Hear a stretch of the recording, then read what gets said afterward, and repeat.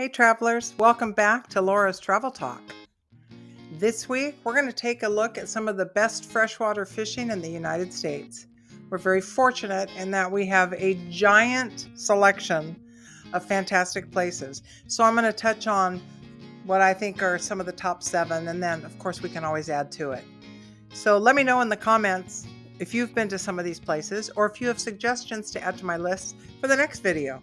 Because like I said, we have a lot of choices and we have some beautiful geography to look at while we are fishing. So let's dive in. So let's jump right in. I can't help it. There's going to be a lot of water jokes. I'm just me. Let's jump into Lake Okeechobee in Florida. Well, why is it great? Well, it's known as the Big O, Okeechobee. This massive lake is one of the premier largemouth bass fisheries in the country. It's famous for its vegetation, which provides the perfect bass habitat. So there's a lot of vegetation under that water. But look at that bad boy. Beautiful. My tips for coming here would be fish early in the morning or late in the afternoon. Like that. Oh, that's gorgeous. And try flipping jigs into lily pads or reeds. And then consider hiring a local guide, and they'll show you where the best honey holes are. And I included this little map of times a year for certain kinds of fish, crappie, bass, etc. So get out to Lake Okeechobee. So our next stop is Lake Tahoe, which is in California and Nevada.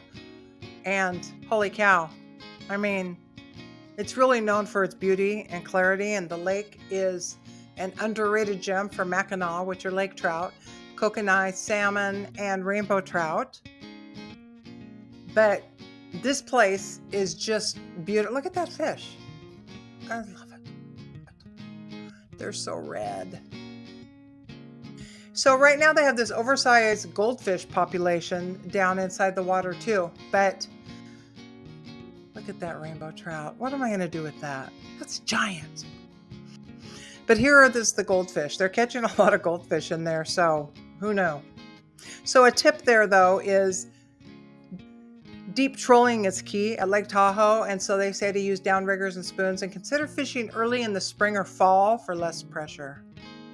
Enjoy. Our next stop is beautiful Lake of the Woods in Minnesota, way, way up in the little piece of Minnesota that sticks out. I lived there for a little time when I was young. Why is it great? Well, it's got over 14,000 islands and 65,000 miles of shoreline, and this lake is a walleye paradise. You'll also find pike,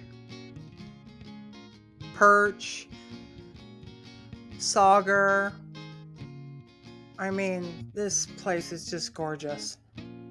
And I got to tell you, if you go out to any of the lakes in Minnesota, bring bug spray. Bug spray. Don't get me started. Head to toe, covered in bites. It is gorgeous, but it comes with a price to pay. But they tell you to use jigs with live minnows near reefs and drop-offs. And the ice fishing here in the winter, legendary. Get to Lake of the Woods in Minnesota. It's fantastic. So let's move along. And I hope you're noticing that I did move around the country and pick a spot around so that no matter where you are, you can choose one of these pretty easily. Our next spot is Shoals Lake in Arkansas and Missouri. Again, another one that staggers over 2 states. Why is it great? Well, it's got a deep, clear water because it's a reservoir. And it's known for bass, crappie, catfish. That thing is giant. And walleye. It's less crowded and it's perfect for a peaceful fishing getaway. And the fish points and coves in the early morning or dusk are great, and try finesse fishing techniques in the clear water because that is beautiful out there. Ask a local guide for the honey holes. So our next spot is Lake Fork, Texas. Lake Fork, Texas is known for all that submerged timber and all that trees in the water, but it probably makes for a great reef-like area. This place is the trophy largemouth bass capital. It regularly produces double-digit fish and holds numerous state records. I mean, come on. Focus on submerged timber and the creek channels using big plastic worms or crankbaits, and spring is the prime time to go. So get out to Texas.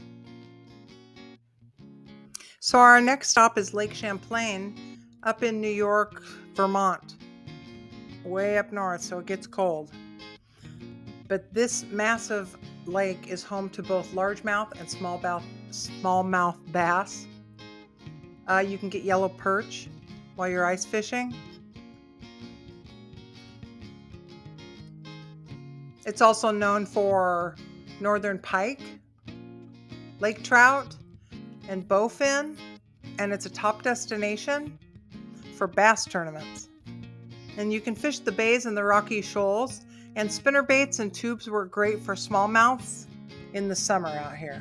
So this place is great for winter ice fishing there on the top, and summer for fishing is fantastic because look at how gorgeous that is.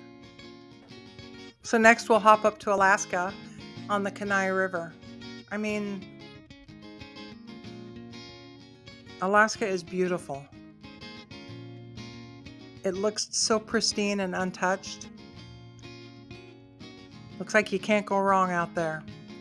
But why is it great? Well, it's one of the most iconic salmon and rainbow trout rivers in the world, and it's stunning and full of adventure. It's known for red salmon. Look at that thing. Oh, it's gorgeous. Sockeye salmon, king salmon, and that beautiful rainbow trout. That looks fake.